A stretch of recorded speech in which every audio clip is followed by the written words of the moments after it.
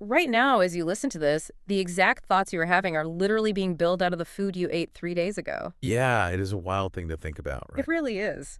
Welcome to this deep dive. Today, we have a fascinating stack of source material from places like Harvard and Oxford, and our mission is to really explore this. Right, the direct physical link between the food on your plate and the actual clarity of your mind. Because I think we all have this habit of treating the mind like it is some floating cloud above our bodies, like it is totally Oh, separate. oh, for sure. We spend so much time acting like our thoughts are just, pure energy.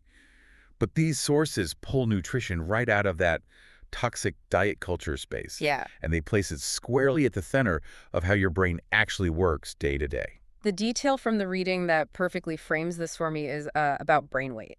Like, your brain makes up maybe 2% of your total body weight, Right, it is tiny. but it completely hogs 20% of your daily energy. Yeah. It is just an absolute energy drain. It really is. Yeah. And our goal today is to unpack what happens when that heavily loaded system is, fed the wrong fuel. Exactly. We are going to bypass the usual excuses like bad sleep or just general stress. Yeah, and look at the actual cellular roots of brain fog. And that sudden bad mood or that quiet draining of your drive that so many of us just accept as, well, normal life. Right. But before we get into the exact chemistry of it all, we need to talk about what it actually looks like when you are running on empty. Oh, totally. Because it is not just your stomach growling. No, not at all. The sources detail these hidden, subtle signs of bad brain fuel that most people just, brush off entirely. Yeah, it is things like rereading the same sentence 3 times in a row. Yes, or hitting an absolute brick wall at 2 p.m., even if you got 8 solid hours of sleep the night before. And this is where the psychology of it really kicks in. Yeah. Especially for people in their late 20s and 30s. Right, because you are juggling career, stress, relationships, bills. Exactly. And when that low-grade brain fog rolls in, they do not look at what they ate. They just internalize it. Oh, I do this all the time. Right. It feels like proof of a personal flaw, like you lack resilience or something. It makes me think of trying to run a heavy video game on a laptop with a dying battery. The software itself is fine, the laptop is fine, the Yeah. system is just slowing itself down on purpose so it does not completely shut off. But instead of plugging it in, we blame our discipline. That is exactly what is happening on a cell level. Your mind is not broken. It is just rationing power. Wow. The brain runs almost entirely on glucose, but it needs a steady, slow drip supply. The cells that manage this are called astrocytes. Astrocytes. Right, they're these special cells that pull glucose from your blood and very carefully hand it over to your brain cells. So when you eat fast processed sugars, you aren't just getting a quick rush, you are actually overwhelming that exact delivery system. You are. A massive spike in blood sugar makes those astrocytes panic, basically. They pull back, and then you get a huge crash in energy. And the front of your brain, the prefrontal part that handles focus and moods, it feels that crash right away. Exactly. Your brain feels that crash literally as brain fog, crankiness, and a sudden drop in getting things done. So when I get annoyed by a simple email at 3 p.m., it isn't necessarily because the email is actually bad. Nope. It is a literal energy crisis in my brain. I mean, we are so trained to look for deep meaning behind our bias or our bad moods. Right. We look for a complex reason. Yeah, that looking at the basic fuel of our cells just seems, I don't know, too simple. It is the ultimate blind spot. If the brain is an engine, we have to grasp that the raw materials we eat literally build our feelings. Wait, really? Yeah. It's not just energy in some vague way. It is direct chemistry. The brain chemicals that create your thoughts, they're built directly from amino acids and nutrients. Let's break that down because this is where the reading gets really wild. Take dopamine, for example. Right, the drive molecule. Exactly. The chemical of forward momentum and, productivity. Dopamine is built in part from an amino acid called tyrosine, and you get that from protein-rich foods. Precisely. So if you are not eating enough protein, you are physically starving your body of the raw parts it needs to build that drive. I mean, you cannot just force yourself to have a growth mindset if the literal building blocks are missing from your body. You really can't. You are physically building your mood. So my lack of drive isn't me being lazy. It is a supply chain issue. I am failing to build my own motivation. You hit the nail on the head. And it is not just dopamine. Let's look at serotonin. The calm and happy chemical, right? Yes. Roughly 90% of your body's serotonin isn't even made in your brain. Wait, 90%. Yep, it's made in your gut. It relies heavily on an amino acid called tryptophan, and it completely depends on a healthy gut microbiome. That fundamentally changes how we have to look at our stomachs. The Harvard data in our reading spends a lot of time on this gut-brain link. But how exactly does the gut talk to the brain? The main highway is the vagus nerve. Think of it like a biological fiber optic cable running straight from your stomach to the mood centers in your head. Okay, a fiber optic cable. Yeah. When your gut bugs break down fiber from whole foods, they make these byproducts, short-chain fatty acids. Right. And those acids essentially tap on that cable, sending steady, calm signals straight up to your brain. So the gut bugs are acting like little factories, and the vagus nerve is uploading that data to the brain in real time. Exactly. Okay. And this is why Oxford data highlights nutrient gaps as huge factors in long-term mental health. So things like missing B vitamins or iron or magnesium. Yes, missing those literally slows down that communication highway. You can think of those nutrients as the special tools your brain cells need to keep the signal moving. Knowing this precise chemistry, the big question is why we struggle so much to actually do it. Oh, the struggle is real. Right. And looking at the sources, it seems the biggest hurdle is our rigid all-or-nothing thinking with food. It is that old diet culture trap. The first huge myth we have to break is the idea that healthy food just stops bad things from happening. Like eating a salad just to avoid a heart attack in 30 years. Exactly. But in reality, good food actively builds immediate mental power. It is an active performance boost for today. There is also this persistent myth that we can just hack our way out of a bad diet with pills and powders. It's the supplement trap. Yeah, but the data shows that whole foods deliver nutrients working together. Like the fiber in an apple slows down the sugar rush, while the vitamins work in ways that a fake pill just cannot copy. And maybe the worst myth is the idea that one bad meal ruins your whole day of focus. Yes, the guilt is so heavy. It completely ignores how the body actually builds tissue. It is repeated habits over weeks and months that reshape the brain. It is the compound interest of eating. It's like thinking one day at the gym makes you a pro athlete or one missed day makes you lazy. Right. It is the long-term changes that matter. The sources share this amazing case study that shows this perfectly. Let's talk about Sarah, the marketing pro. Sarah's story is so common. For years, she thought her constant 2 p.m. brain fog was just part of being an adult. Like it was just the cost of doing business. Exactly. Her habit was reaching for a third cup of coffee, feeling a brief fake sharpness, and then crashing even harder by the late afternoon. She was stuck in that cycle of stressing out her astrocytes. But her turning point was a total accident. She was traveling, and because of the local food, she naturally ate more protein and complex carbs instead of her usual pastries. And almost right away, that 2 p.m. crash just vanished. When she got home, she started testing things out. She shifted her breakfast trading sugar for eggs and fruit. And within 2 weeks, she said her mind felt profoundly quieter and steadier. Yeah, she leveled out her blood sugar, which meant her front brain got a steady drip of fuel all afternoon. She didn't change her heavy workload or her stress levels at all. She just gave the system the right physical tools. So, using Sarah as a model, the reading lays out how you can actually apply this to a busy, chaotic life. Right, the 10 daily shifts. Let's walk through them, starting with the morning. The first step is exactly what Sarah did, eating protein in the first hour of waking up. Because that gives you the tyrosine to build dopamine right away, stopping those wild spikes and crashes. Exactly. The second morning step is drinking water. But not just because water is good for you. The mechanics here are wild. Yeah, the reading said something about brain shrinkage. Yes. Even a 2% drop in total body water physically shrinks your brain tissue. It pulls fluid away from the brain. Which puts physical strain on the system and literally slows down the electrical signals between your cells. It is crazy how many people will spend huge money on fancy brain pills, but walk around with physically shrunken brains because they start their day with 3 coffees and 0 water. Drinking one big glass of water before that coffee is the easiest win you can get. For sure.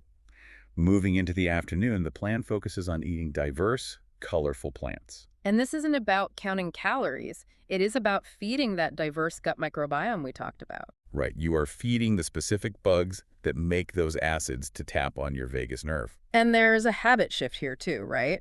Stepping away for just 10 screen-free minutes at lunch. Yes, eating while staring at your phone keeps your nervous system in a stressed fight-or-flight state. Which pulls blood away from your stomach, meaning you actually get fewer nutrients from the food you just ate. Exactly. I want to pause on the afternoon for a second because the sources mention noticing your 3 p.m. sugar cravings. Oh, this is a big one. If I have spent the whole morning bouncing between 30 browser tabs and checking my phone, my dopamine system is just exhausted. Completely drained. So at 3 p.m., when I am dying for a massive cookie, my brain is really just hunting for the cheapest, fastest way to get a dopamine hit, isn't it? That is a brilliant way to frame it. Yes, research points out that the afternoon sugar craving totally overlaps with dopamine burnout from staring at screens. Wow. Your brain feels depleted from the rapid switching, and it demands an immediate reward. So I am basically treating a screen hangover with refined sugar. You really are. And this connects to a deep realization from another case study in our reading, a woman named Jennifer. Right, Jennifer. She struggled with low energy, but also with intense people-pleasing habits at her job. Yes. And when she applied these steps, adding morning protein and cutting the afternoon sugar, she found she could suddenly set better boundaries at work. Okay, stop right there. Because we have always treated people-pleasing as a purely mental issue, like reading self-help books and going to therapy. Yeah. But part of the fix might actually be leveling out our blood sugar. That fundamentally changes our perception of office stress. How does blood sugar change boundary setting? It comes down to decision fatigue and the front of your brain. Setting a boundary requires your front brain to actively override your amygdala. The fear and survival center. Exactly. The front brain needs massive amounts of steady glucose to do this. When your blood sugar crashes, the front brain essentially goes offline to save power. And the fear center takes over. Right. And you default to whatever action avoids immediate conflict, which usually means saying yes to projects you do not have time for. Oh, man. By leveling out her blood sugar, Jennifer kept her front brain online. She removed the physical exhaustion that was driving her mental stress. It is a massive shift in mindset. It truly is. So to round out the daily habits for the evening, the sources suggest adding one omega-3 food most days, like walnuts, chia seeds, or fatty fish. Because the brain is mostly made of fat. And omega-3s are the exact parts needed for your brain cell walls. And if those walls are built out of rigid, bad fats, the catchers for all those brain chemicals we talked about just cannot work right. Exactly. You could be making plenty of dopamine, but if the cell wall is stiff, the signal just bounces off. Fluid cell walls are key for fast thinking. Right. And the last evening steps are purely habit-based. Eating dinner earlier syncs your digestion with your body clock. Which lets the brain focus on deep sleep instead of digesting food. And batch preparing simple foods once or twice a week is huge. Because when you get hit with decision fatigue at 7 p.m. and your front brain is tired, you will default to whatever is easiest. Always. But if you have hard-boiled eggs or roasted veggies ready, you bypass that physical burnout. You're designing your space to support your body rather than leaning on limited willpower. I can hear someone listening to this right now thinking, I am in my 40s, my habits are locked in, or the damage is already done. Yeah, people think that a lot. We just assume our brains degrade as we age. The sources talk about this directly. They call it habits getting stuck. We hit our 30s or 40s and start to think that our current mental fog is just our permanent baseline. We carry this quiet fear that losing our edge is just inevitable. Which brings us to the story of Michael. A guy in his early 50s who literally told his doctor he felt his best thinking years were gone. But he proved to himself that the brain can still adapt. He did. He didn't totally change his life overnight. He just cut down on processed food, ate more omega-3s, and lowered his overall body stress. And within a month, his morning mental clarity came rushing back. Because his brain was actually growing new pathways. Wow. Yeah. Even in our 50s and beyond, the learning center of the brain can grow new cells if it gets the right chemical space and building blocks. So your best thinking years are never behind you if you give the system the parts it needs to physically rebuild itself. Exactly. But to do that day after day, we really have to look at our daily spaces.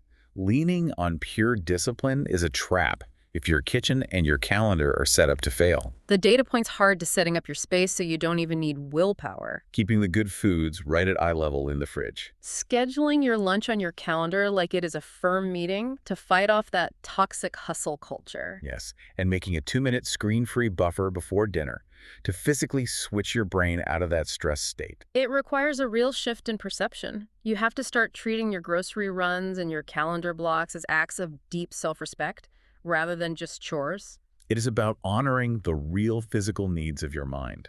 And stepping away from the punishing, strict rules of diet culture.